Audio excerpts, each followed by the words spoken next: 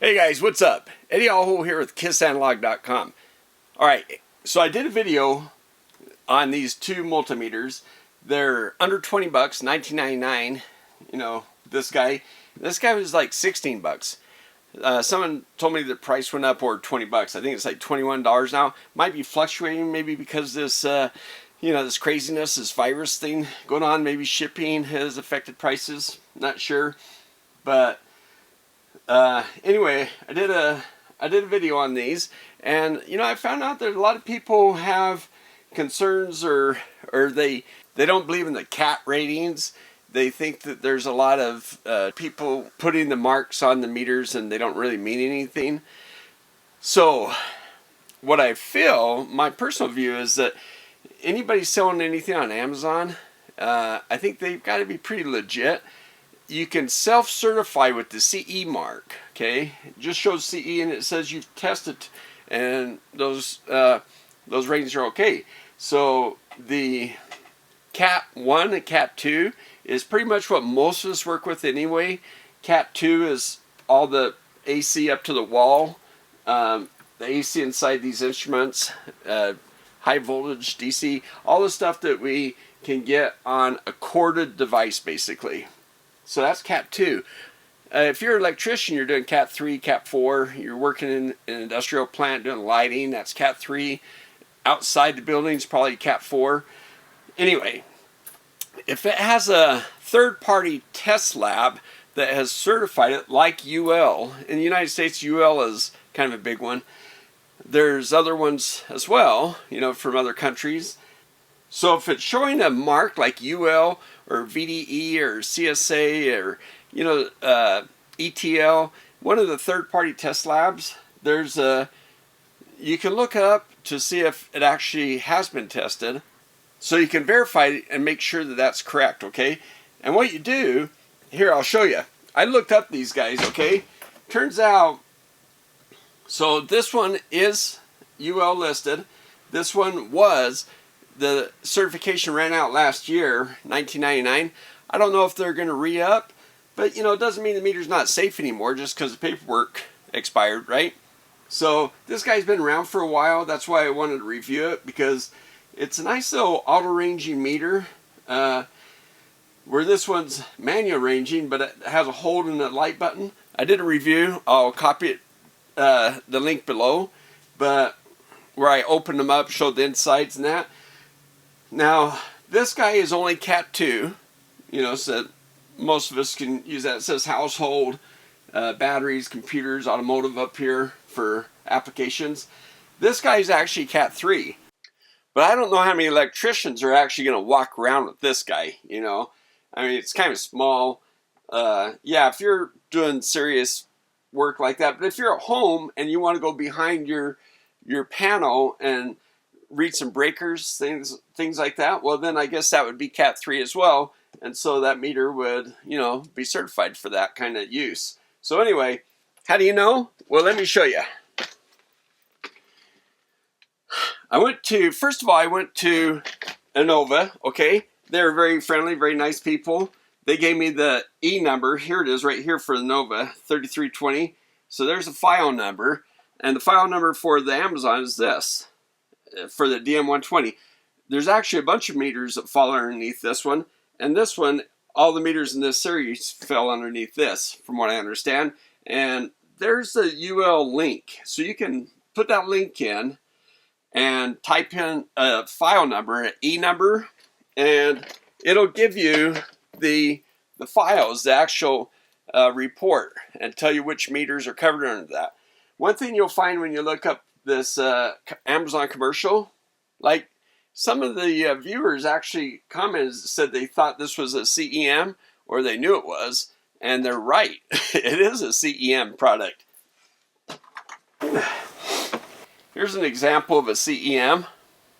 This guy here is my LCR meter, and I think it's made really well. I like it. So I think if they're willing to take an inexpensive meter, either one of these companies, and send it through UL to get a listing, you have to have some confidence. Okay, so Cat 2, Cat 3. Just know that too. Alright guys, so once you click on that link, you'll be taken this page here. Accept the cookies, I guess. And then you type in your account number here, okay?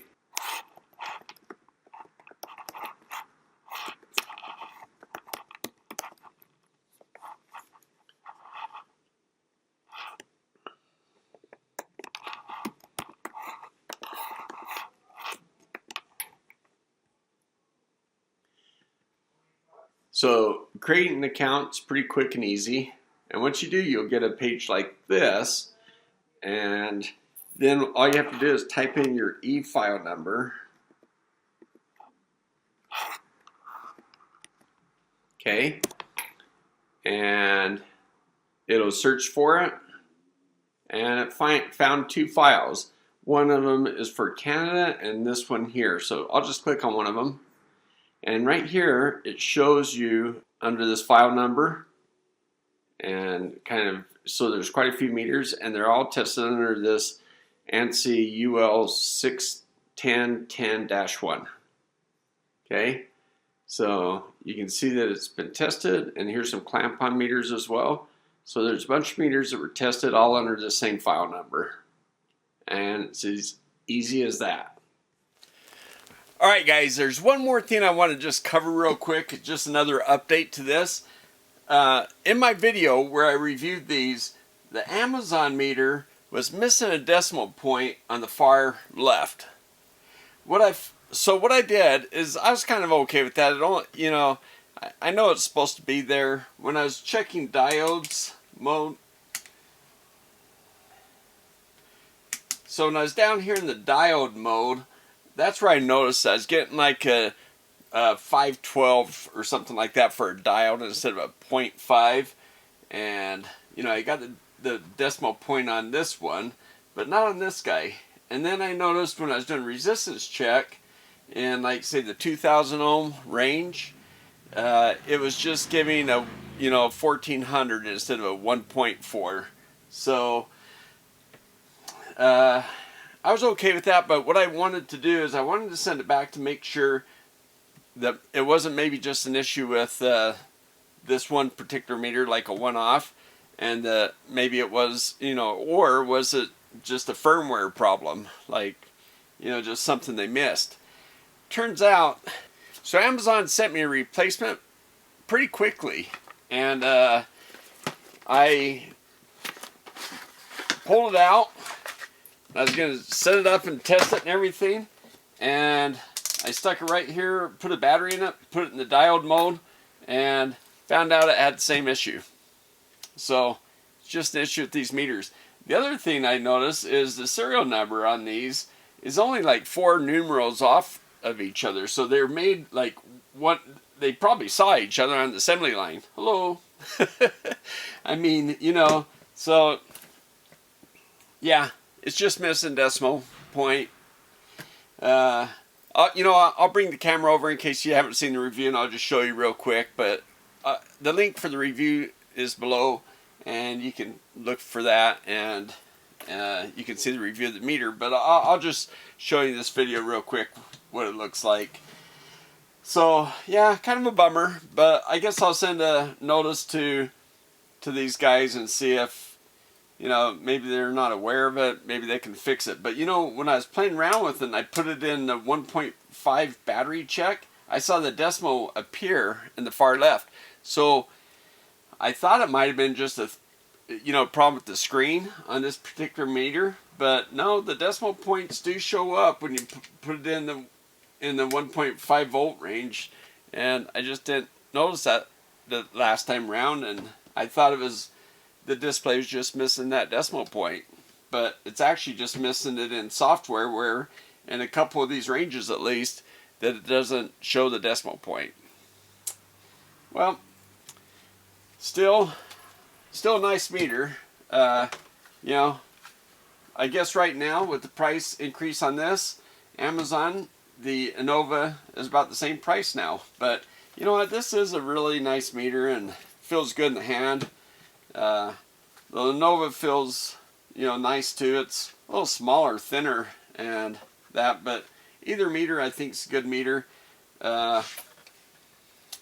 Just want to give you that update, okay guys? Alright. Yeah, you can see there that it's 529. It should be 0.529. And in this meter, it's 523. So pretty darn close, but again, no decimal point. And in the NNOVA, it does have the decimal point. So not a big deal, but you know, it is missing. And in the resistance check, see the NNOVA is showing 1.2K. The Amazon is 1207. Now we know we're in the because it's manual range, we know we're in the 2K range, so we know that's 1.2K. So not a big deal again, but we know it's missing a decimal point. And the other Amazon meter, same thing.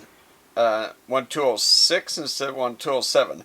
Again, that final digit is not a big deal when it's off a little bit, because that's the accuracy of most multimeters are going to have at least a digit off. Alright. Okay guys, just want to give you that update. Hey, if you haven't subscribed, please do so.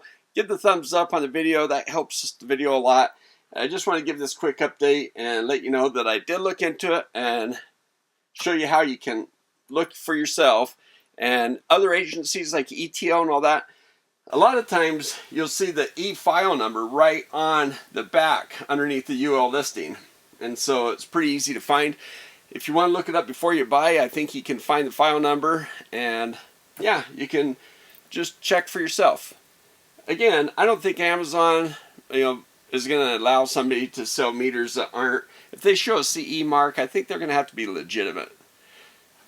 I don't know, that's just my feeling on it, but anyway, alright guys, hope you liked it. We'll see you next time.